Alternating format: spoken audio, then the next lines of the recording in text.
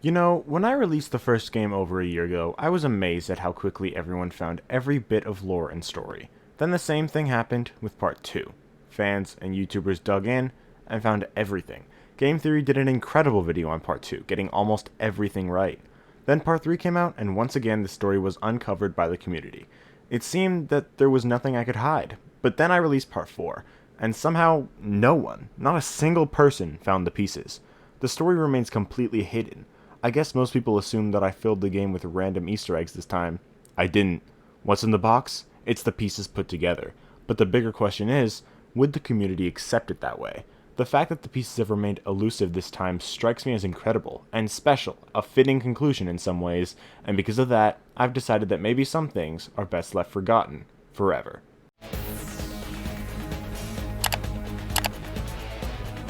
That was a post by Scott Cawthon on the FNaF 4 Halloween edition. In the post, he states that FNaF 4 was solved by nobody at the time, and nobody could actually find the true pieces to put together. But with the continuation of the series following FNaF 4, I think we can now create a definitive conclusion as to the story of FNaF 4, definitively solving it once and for all, and that's what we're going to be doing today.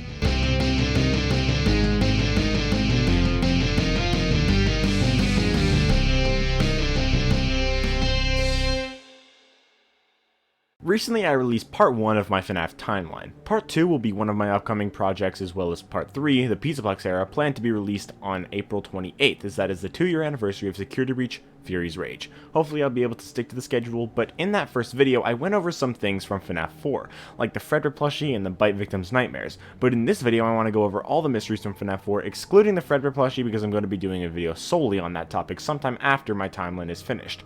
But the Bite Victim's nightmare experience is something that I want to go over again, and I want to explain it to a full extent. At first glance, the Bite Victim seems to be the player of FNaF 4. This is technically true, but it does go deeper, as I'll explain later. But the person going through the nightmare experiences is in fact the Bite Victim. However, in both FNaF 2 and 3, all the minigames take place in the past, before the events of the main gameplay, so it makes the most sense that FNaF 4 would be the same. Many people believe the nightmares take place when the Bite Victim is in his coma after the Bite of 83, but that still doesn't make sense, or at least it doesn't make sense that the nightmares all happen then.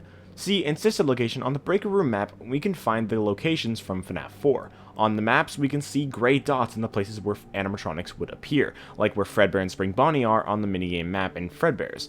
But we also see dots in the places where the Nightmare animatronics appeared in the gameplay, and we see cameras of that FNaF 4 bedroom locked behind a 1983 code. The Nightmare experiences were real and they happened in 1983. The player in FNaF 4 is very short, and the FNaF character encyclopedia tells us the Bite Victim is the one facing the Nightmare animatronics, as well as the game's description saying that we play as a child. The Bite Victim has to face the Nightmare animatronics as real experiences, hence the bags under his eyes in the character encyclopedia because he's been staying up all night. But if that's the case, those experiences must be before the FNaF 4 minigames because obviously he died following the minigames and therefore has no time to face the nightmares after them.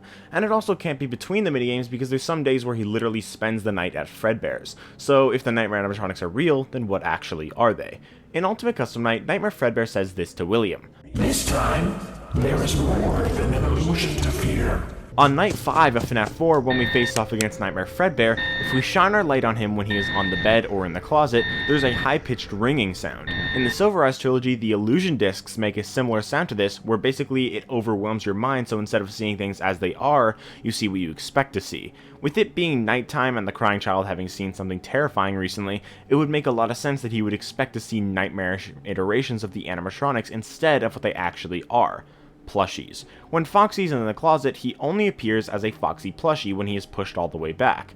Nightmare Freddy and the Freddles also appear on the bed, where we can see a Freddy Fazbear plushie. The Nightmare animatronics are not real animatronics, they're just plushies with illusion discs in them, manipulating the Bite Victim's mind into seeing animatronics moving, despite neither of those things actually applying to the plushies. All this makes perfect sense, but there's just one little weird thing about this. In the survival logbook, the Fate text asks the Bite Victim the question, "Do you have dreams?" This implies that the Bite Victim also had the nightmares as dreams. So where would that happen? His coma. But he's only in the coma for 1 day. And there's one other Nightmare character that he didn't see during his real life nightmare experiences, and that's Nightmare himself. So is it possible that Nightmare is the enemy the Bite Victim faced off against in his coma? Let's talk about that for a second. Nightmare in the FNAF 4 files is named Shadow Freddy. Shadow Freddy is created from William's evil, as we know not only from the fact that he helps William in FNAF 3, which Henry claims was a trap, but also because Nightmare in Ultimate Custom Night tells William,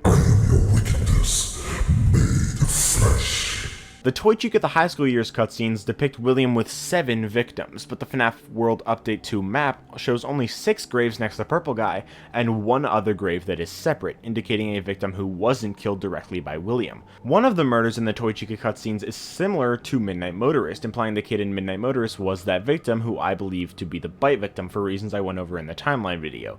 You Are the Band has a shadow lure away a kid to Freddy's location, and the footprints in Midnight Motorist are only 1 pair. No footprints leading up to or away from the window, almost like whatever is out there appeared out of thin air. All this implies that Shadow Freddy was what was outside the window in Midnight Motorist, being what the bite victim saw, which is what made him so afraid of the animatronics. It makes a lot of sense and gives a good explanation as to what he saw and the he that the Fredbear plush says will catch the bite victim, because the bite victim was lured by Shadow Freddy to see Charlotte's body, and he misunderstood Shadow Freddy to be Fredbear because of the darkness. Hence Scott's hint that what is seen in shadows is easily misunderstood in the mind of a child. Shadow Freddy likely would have been created from the negative emotions from William in killing Charlotte, since he appears to the bite victim the night that William kills Charlotte. Some say that that doesn't make sense, but Hide and Seek literally shows a shadow monster being created from destroying a game set, so I think murder makes perfect sense. However, Shadow Freddy is also heavily associated with the bite of 83, which likely means he was created by Charlotte and then was fueled by the bite of 83. As Toby gets more and more angry in Hide and Seek, the shadow is fueled and grows sharp teeth and claws, just like Nightmare. So when more agony is produced by the bite, it would likely fuel Shadow Freddy and transform him into Nightmare.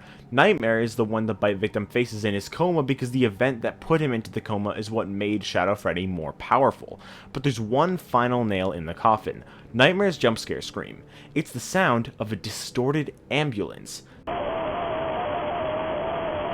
The bite victim died in a hospital following the bite of 83, which is known from the sound of the flatline, and since he died at the hospital, he obviously would have been brought there in an ambulance. And Shadow Freddy, Nightmare, makes the sound of an ambulance, implying that when you face him, you are in the hospital. So the bite victim goes through all of these experiences, but then he inflicts them onto Michael Afton. FNAF 4's nightmares did happen to the bite victim on 2 different occasions, but what we play is actually Michael Afton going through the same experiences.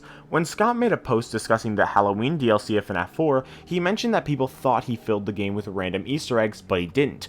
All the Easter eggs in the game are actually important. One of these Easter eggs is the FNAF 1 phone call, confirming that the FNAF 1 player, who is Michael Afton, is the player of FNAF 4 as well, and also that the gameplay takes place after the events of FNAF 1.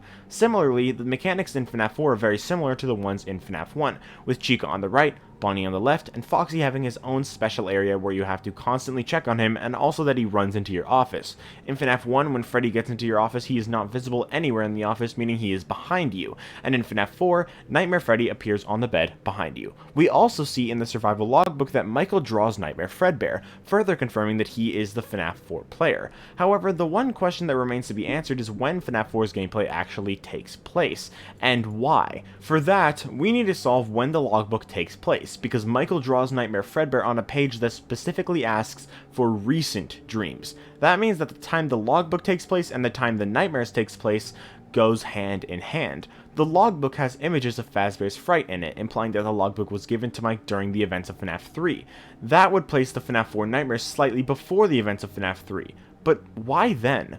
Well, Mike's goal in the series is to put a stop to William, but between Sister Location and FNAF 3, he doesn't find William, so it's likely that he just gives up after that. Maybe he loses sight of his goal because he has no way of fulfilling it for over 25 years, and so when Fazbear's Fright opens, he doesn't go. The spirit of the bite victim, who's likely been attached to him since the events of Sister Location, feels like Michael just doesn't care anymore. So as torture for what he'd done to him all those years ago, the bite victim inflicted on Michael the nightmares that William inflicted onto him, and that's what makes Michael realize that he's not finished yet. It's possible the bite victim even knows what William has become and shows Michael this through Plushtrap. To me, all this really makes sense, but it all just leaves one final question: what's in the box? But that's gonna have to wait for 2 upcoming videos, one where I discuss Lally's game, and a follow-up one where I discuss the Fredbear plushie. Another thing I feel like I should mention is that all the pieces were in place for us when FNAF 4 first came out. Although we didn't solve it at the time, we could have figured out the FNAF 1 to 4 lore all the way back when they all came out, and we could have solved that Michael was the protagonist all along, including in FNAF 4. But how? Well, that's just gonna have to wait for the next theory video. But that's everything I wanted to talk about for this video. I hope you all enjoyed, and if you did, make sure to leave a like and subscribe if you want to, and let me know in the comments if you agree with this theory, and if not, let me know what you disagree with and why, because I'd love to know your thoughts. But that's everything, and I will see you all in the next video. Bye, guys!